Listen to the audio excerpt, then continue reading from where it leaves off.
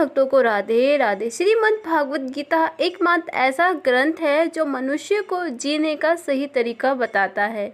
गीता जीवन में धर्म और प्रेम का पाठ पढ़ाता है।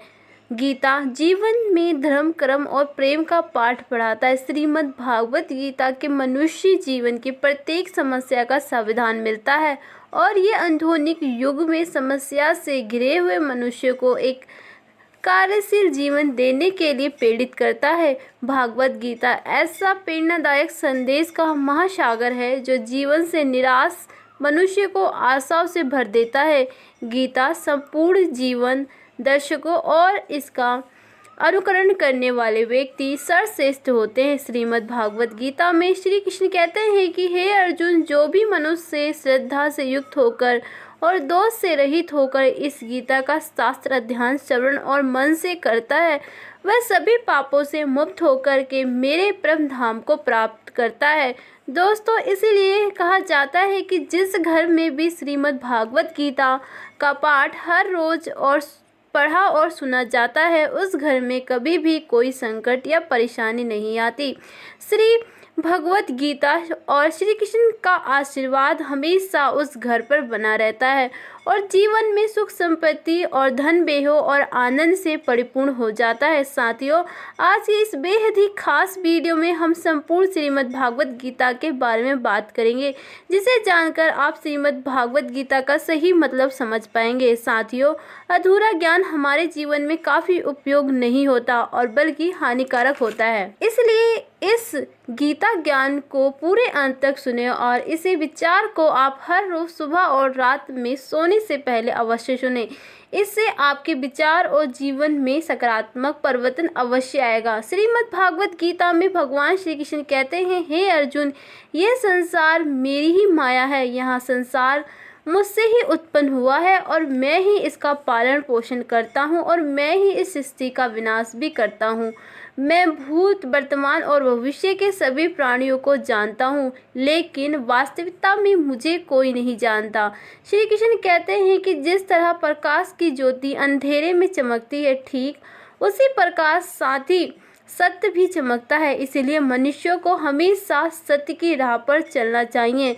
मृत्यु एक अटल सत्य है जिसे कभी बदला नहीं जा सकता। इस संसार में जब से निर्माण हुआ है तब से जन्म मृत्यु का चक्र चलता आ रहा है। जिस प्रकार मनुष्य अपने पुराने वस्त्र को त्याग कर नए वस्त्र धारण करता है, ठीक उसी प्रकार आत्मा पुराने व्यर्थ शरीर को त्याग कर नए शरीर को धारण करती है। यही प्रकृति का नियम है। इस सत्य को स्वीकार कर भय मुक्त होकर के आज में ही जीना चाहिए। ज्ञानी व्यक्ति ना तो मरने वाले का शौक करते हैं और ना ही उसका मोह करते हैं जो अभी जिंदा है, क्योंकि वो जानता है कि जो मर गया वो फिर से जन्म लेगा और जो जिंदा है वो एक दिन जरूर मर जाएगा। अर्जुन, मैं सभी प्राणी के हृदय में स्थित सबकी आत्मा हूँ। संपूर्ण प्राणी का आदि, मध्यम और अंत भी मैं ही हूँ। मैं ग्रह से सूर्य हूँ, वेद में समवेद हूँ, देव, इंद्र और इंद्रियों में ब्रह्मा हूँ, मैं विष्णु हूँ, मैं ही महेश्वर हूँ। जैसा मैं समुद्र हूँ, पर्वत में मैं हिमालय हूँ। इस संपूर्ण संसार में तुम जो भी कुछ देख पाते हो सब मैं ही हूँ। भगवान श्री कृष्ण कहते हैं कि मन की शक्ति से बढ़कर इस संसार में कोई भी संपत्ति नहीं है। जिस व्यक्ति ने अपने मन को शांत रखना सीख लिया, उससे ज़्यादा धनवान इन संसार में कोई नहीं है। समय मनुष्य के बनाए मार्ग पर नहीं चलता, मनुष्य को ही समय के दिखाए मार्ग पर चलना होता है। इसी को नियति कहते हैं। जीवन कठिन तब लगता है जब हम स्वयं में बदलाव करने की बजाय परिस्थितियों को बदलने का प्रयास करते हैं। कर्म ही सबसे बड़ा धर्म है। भगवान श्री कृष्ण गीता में अर्जुन को उपदेश देते हुए कहते हैं कि व्यक्ति कर्म करने के लिए ही पैदा हुआ है, बिना कर्म किए कोई रह नहीं सकता। मनुष्य को परिणाम की चिंता किए बिना अपने कर्तव्य का पालन करना चाहिए। क्रोध मनुष्य को नरक की ओर से व्यक्ति का मन अशांत हो जाता है। वह आवेश में आकर कई बार अपना ही नुकसान कर बैठता है। भगवान श्री कृष्ण कहते हैं कि मनुष्य को क्रोध करने से बचना चाहिए। कितना भी क्रोध क्यों ना आए, स्वयं को शांत रखने का प्रयास करें। इन संसार में जो तुम्हारे पास है वह कल किसी और का था, परसों किसी और का होगा, और तुम यहाँ पर खाली हाथ आए हो और खाली हाथ जाओगे। मन पर नियंत्रण करना जरूरी है। मनुष्य का मन वायु की तरह चंचल होता है। यहाँ मन है जो मनुष्य को काम वासना की तरफ भटकाता रहता है। अगर जीवन में सफल बनना है तो मन में पर काबू करना बहुत जरूरी है। मन को वश में करने से दिमाग की शक्ति केंद्रित हो जाती है, जिससे कार्य में सफलता मिलने लगती है। गीता के अनुसार जिस व्यक्ति ने अपने मन पर काबू कर लिया वह मन में पैदा होने वाले बेकारों की चिंताओं और इच्छाओं से भी दूर रहता है। साथ ही व्यक्ति अपने लक्ष्य को भी आसानी से प्राप्त कर सकता है। अगर मन वश में नहीं करोगे तो वह तुम्हारे सबसे बड़ा शत्रु बनकर तैयार होगा। हमेशा शौक करने वाला व्यक्ति कभी भी शांति प्राप्त नहीं कर पाता।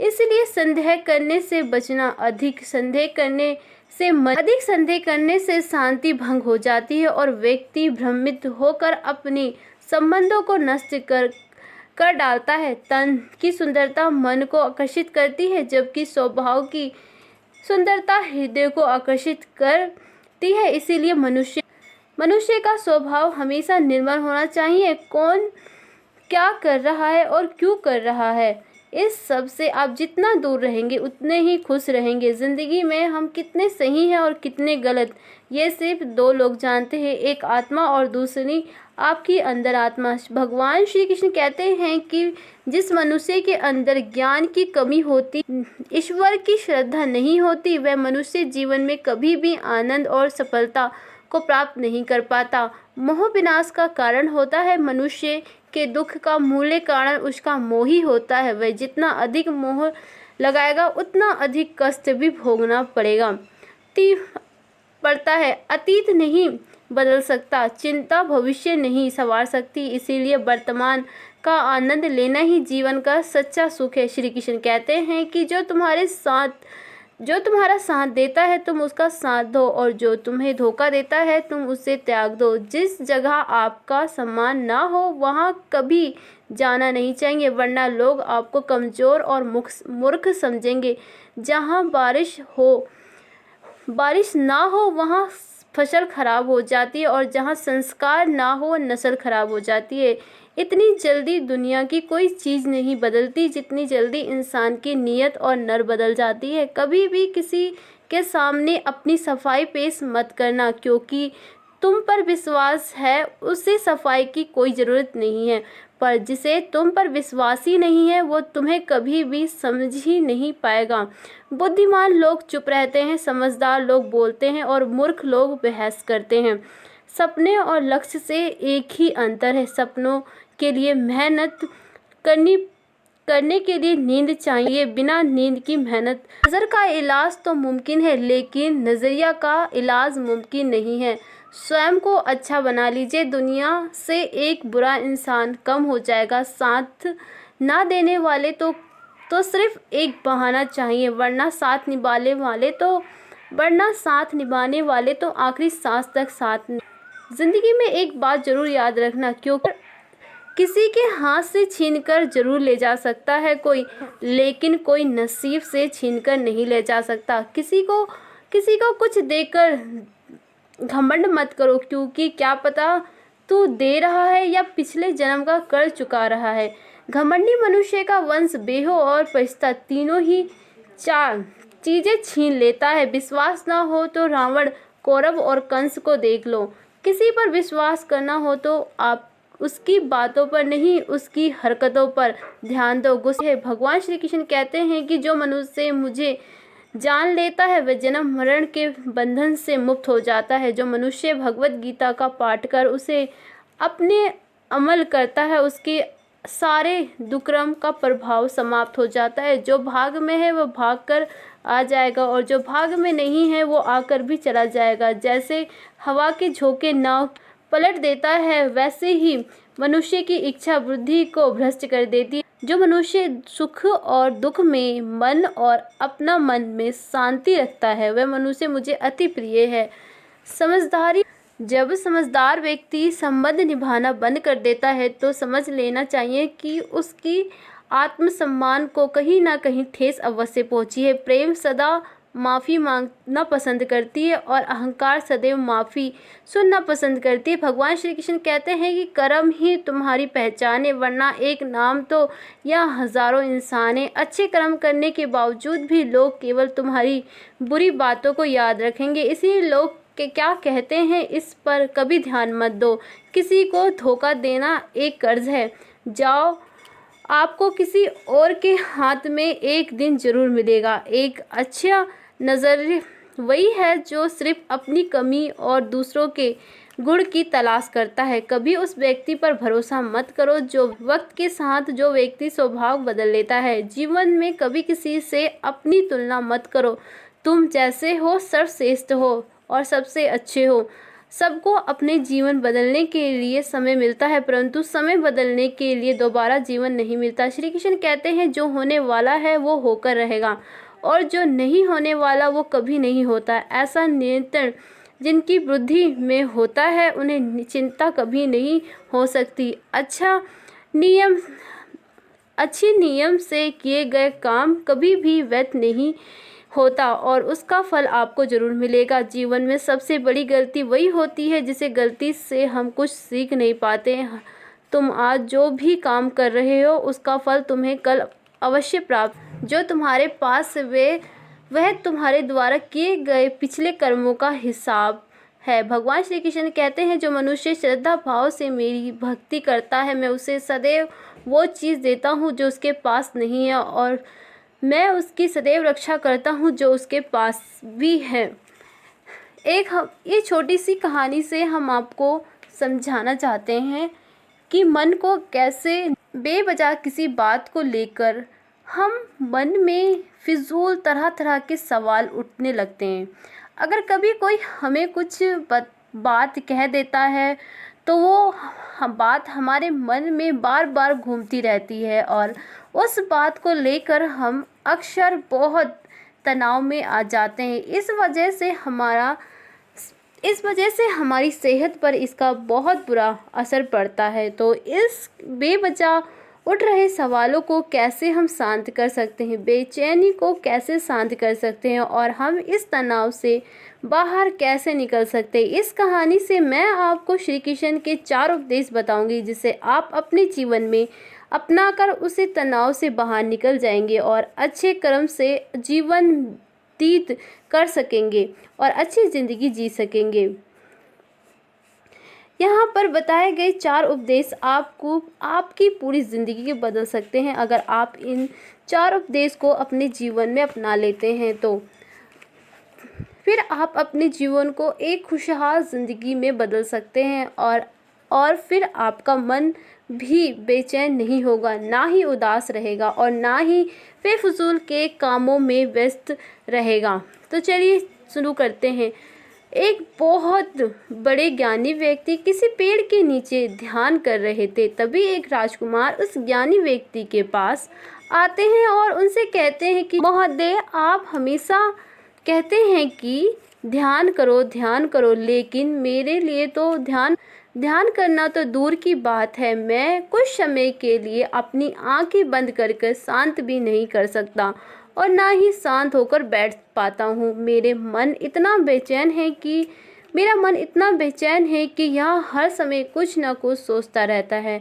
मैं जब भी ध्यान करने बैठता हूँ तो मेरे अंदर विचार का तूफान आने लगता है, लोगों के बारे में सोचकर, अपने जीवन के बीते घटनाओं के बारे में और अपने भविष्य के बारे में, और ऐसे ही ना जाने कितने सारे अजीबोगरीब विचार लगातार मेरे मन में आते रहते हैं। मैं इन्हें रोकने की बहुत कोशिश करता हूँ, लेकिन जब भी मैं इन्हें रोकने के लिए ध्यान करने की कोशिश करता हूँ तो मेरे मन अशांत होने लगता है और फालतू की बातों और मन में उठने लगते हैं, तो मैं ध्यान को तोड़कर बैठ जाता हूँ। इतनी बात कहने के बाद वह उस ज्ञानी व्यक्ति की ओर देख और कहते हैं, महोदय कृपया कर आप मेरी इस समस्या का कोई समाधान बताइए। ये सुनकर ज्ञानी ने कहा, मैं क्या समाधान बता सकता हूँ, सोचो तुम्हारा ही मन है, लेकिन ये तुम्हारे कुछ देर तक आंख बंद कर बैठने भी नहीं दे सकता। तुमने अपने इस मन को कितना आज़ाद कर रखा है। राजकुमार ने कहा, महोदय मैं बहुत सोचा, लेकिन मुझे अपनी इस समस्या का कोई समाधान समझ नहीं आया। अब आप ही कोई रास्ता दिखाइए। ज्ञानी व्यक्ति ने कुछ देर तक राजकुमार के चेहरे की ओर तरफ बड़े ध्यान से देखा और फिर कहा, ठीक है, मैं तुम्हें अपने गुरु की बताई गई 4 आदतों के बारे में बताऊंगा। अगर तुम यह 4 आदतें छोड़ दोगे तो फिर तुम्हारे मन लगने लगेगा और तुम कभी भी बेचैन नहीं रहोगे। राजकुमार पूरे ध्यान लगाकर उस ज्ञानी व्यक्ति की बात सुनने लगा। ज्ञानी व्यक्ति ने कहा, पहली आदत ये है कि दूसरे के मन को पढ़ना छोड़ दो। तुम और तुम्हारे जैसे ज़्यादातर लोग यही गलती करते हैं कि वह दूसरे के मन की बात को पढ़ने का प्रयास करते हैं, जैसे कि अच्छा सामने वाला मेरे बारे में क्या सोच रहा है। यह एक आदत तुम्हें सबसे ज़्यादा बेचैन और परेशान करती है। ज़्यादातर समय पर लोग दूसरों के मन की बात को गलत और नकारात्मक तरीके से ही पढ़ते हैं, जैसे कि अक्सर सोचते हैं कि दूसरे लोग उनकी तरक्की से जलते हैं, उसे नीचा दिखाना चाहते हैं, उसे पसंद नहीं करते, उसकी मदद नहीं करना चाहते और ऐसे ही ना जाने कितने सारे नकारात्मक बात यह लोग दूसरे के प्रति अपने अंदर बैठा लेते हैं। फिर भी उनके बारे में ही ये सोचते हैं कि उनसे बदला लेने के तरीके सोचते हैं, उन्हें नीचे दिखाने के मौके ढूंढते हैं और दूसरे के प्रति यह नकारात्मक सोच उन्हें दुखी करती है और यही लोगों को बेचैनी महसूस कराती है। इसीलिए दूसरे लोग क्या सोच रहे हैं इसका अनुमान लगाना बंद करें। दूसरे लोग के मन के विचार को पढ़ने की कोशिश करना बंद करें। अगर पढ़ना ही है तो खुद के विचार को पढ़ना शुरू करें कि तुम्हारे अंदर क्या चल रहा है। नहीं हो रहे हो फिर ज्ञानी व्यक्ति ने कहा, दूसरी आदत यह है कि सोचना, अगर असफल हो जाए तो लोग क्या कहेंगे, क्यों लोग क्या कहेंगे, कहीं लोग मुझ पर हंसेंगे तो नहीं। जो हंस रहे हैं उसे हंसने दो। लोग के असफलता पर हंसना तो लोगों का अधर्म है, क्योंकि अगर तुम सफल हो जाते हो, यही वो लोग हैं जो तुम्हारी तरक्की तारीफ करते हुए तुम्हें सम्मान देते हैं और तुम पर गर्व करते हैं। अगर तुम अपनी सफल होने पर दूसरे की तारीफ की उम्मीद करते हो तो अपनी असफलता पर उनके हंसने से तुम्हें दुखी नहीं होना चाहिए। और समस्या यही है कि हम इंसान असफलता को बुरा मानते हैं, जबकि असफलता होना सफल होने से भी ज़्यादा ज़रूरी है, क्योंकि बिना असफल हुए सफल इंसान के अंदर घमंड और दूसरों को खुद से छोटा समझने की भावना पैदा करती है, जबकि असफलता हमेशा निवृत्ता रहती है, धैर्य रखना और लगातार प्रयास करना सिखाती है। इसीलिए असफलता को बुरा मत समझो और अगर तुम्हारा काम में असफल होने की संभावना नहीं है तो इसका अर्थ है कि तुमने अपना लक्ष्य अपनी क्षमता से छोटा बनाया है।